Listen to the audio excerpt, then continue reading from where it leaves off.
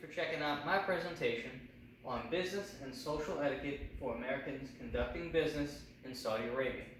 My name is Sean Blanchard, and I'm going to be talking about some of your main concerns when conducting business over in Saudi Arabia. Now, these areas that I will be talking about are going to cover some social customs, some political and legal system information, some religious information of the area, as well as things to consider when it comes to food and dining.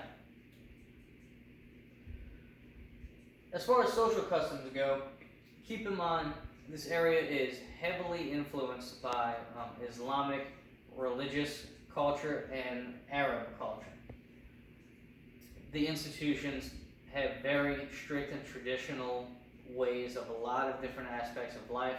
And when it comes to family is considered the most important social structure. Also, this area of Saudi Arabia, this civilization is said to date back to over 1 million years ago. In greeting someone, it's customary for the first person to greet someone. It'll roughly translate to "May peace be upon you." So when you're greeted with this greeting, it's customary to reply back with another phrase that will translate to "Peace also be with you." Now, when it comes to basic etiquette to keep in mind over there, the hands are considered differently for different situations due to some Islamic school of thought and traditions. The left hand is considered for cleaning purposes, things of that nature, whereas your right hand is going to be more for general use overall.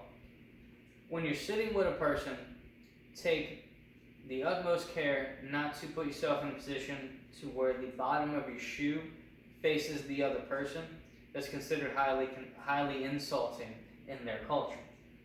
Also, take care not to cross your legs when sitting down with someone. Generally, the Saudis aren't too strict on timekeeping concerns. It's still best practice to be punctual on your side of things, but don't be surprised if you end up waiting a little while for things to get rolling. The meetings typically will be more relaxed and not really have an agenda, so to speak of.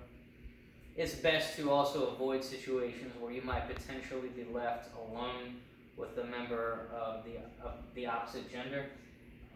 And when greeting someone, an elder person, it's customary to address them with their title as well as stand up to show respect. When offering items or complimenting items, in their culture, be careful in complimenting an item, especially in a home. Sometimes they may feel compelled after a compliment to give that item as a gift. So a person may end up giving you an item that they truly wanted to keep. So when you want to compliment an item, it's also believed that giving a compliment is more sincere if it's said outside of earshot of the person who owns the item. So just be careful not to put yourself in a situation where they may end up feeling obligated to give you an item that they truly wanted to keep. A little bit about their political and legal system. They are under Sharia law. They still do have capital sentences for major crimes. They have secret police as well as religious police, but things are getting a little more tolerant in the grand scheme of things as time goes on. As far as Sharia law and the courts are concerned, Sharia law is the Islamic law of Saudi Arabia, and its principles are based on the Quran and its traditions. This remains the main source of the law in Saudi Arabia, and is also officially recognized as the country's constitution. The court system was established in 1932 under King Abdul Aziz. And in these courts, it is still a thing that people can be sentenced to death, and that might be by beheading, stoning, or amputation. But again, this is for more serious criminal offenses such as murder or rape or robbery. The police in Saudi Arabia, they still have a more customary police force, just like anywhere else. But two unique entities they have are secret police as well as religious police. The secret police are pretty close to what we're used to in America with the Secret Service. They're going to deal with domestic security and counterintelligence issues. Officially, they're supposed to turn over arrested individuals to the courts for sentencing. Although it is known that sometimes this service is used to monitor political opposition as well as on individuals that they deem as threats to Saudi society. The religious police, they don't have as much power as they had previously. The older generation tends to be more conservative on a lot of issues such as this, and the younger generation is finding a little more flexibility in different things that might have been considered taboo at one point in time. And even up until 2016, the religious police were able to enforce principles of social behavior in the capital city. And some of these things that they were enforcing were preventing consumption of alcohol, the mixing of men and women in public settings. The consumption of alcohol is also on there, playing of music, and public display of affection. When it comes to religion, understand religion plays a major role in the country's daily life. The official religion is Islam, and with that, there are various sects within the Muslim community. They see things a little differently, abide by different things, and things of that nature.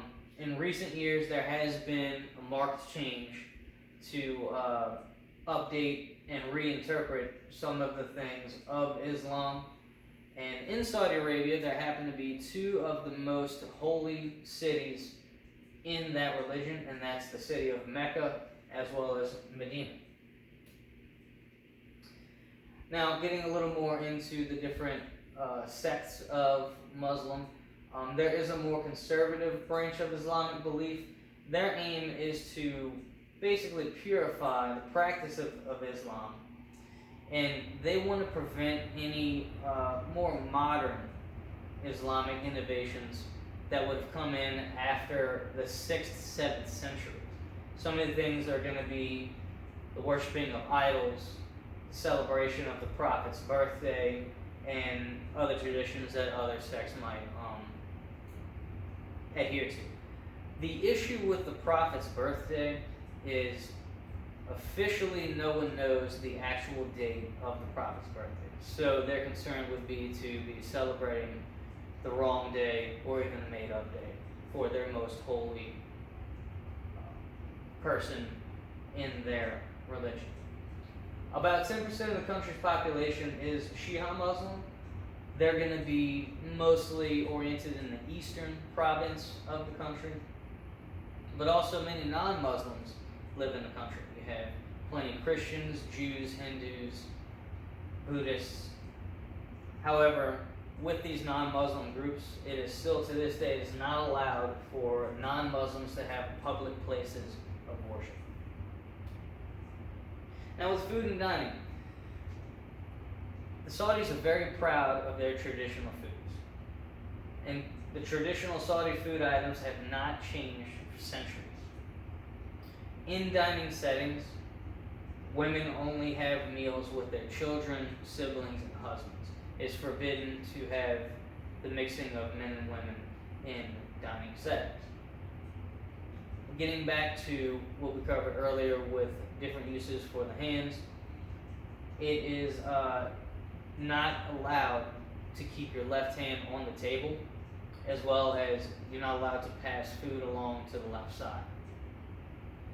Most of the time, for business purposes especially, dinner is going to be the meal of choice for conducting business matters, and dinner is typically had late in the evening. Also, bear in mind when you have dinner, in these settings, they are restricted on some of the things that they can have. They are forbidden from having pork, and they cannot consume alcohol. I want to thank you for your time and your attention on my presentation for doing business in Saudi Arabia. I wish all the best for your future business endeavors.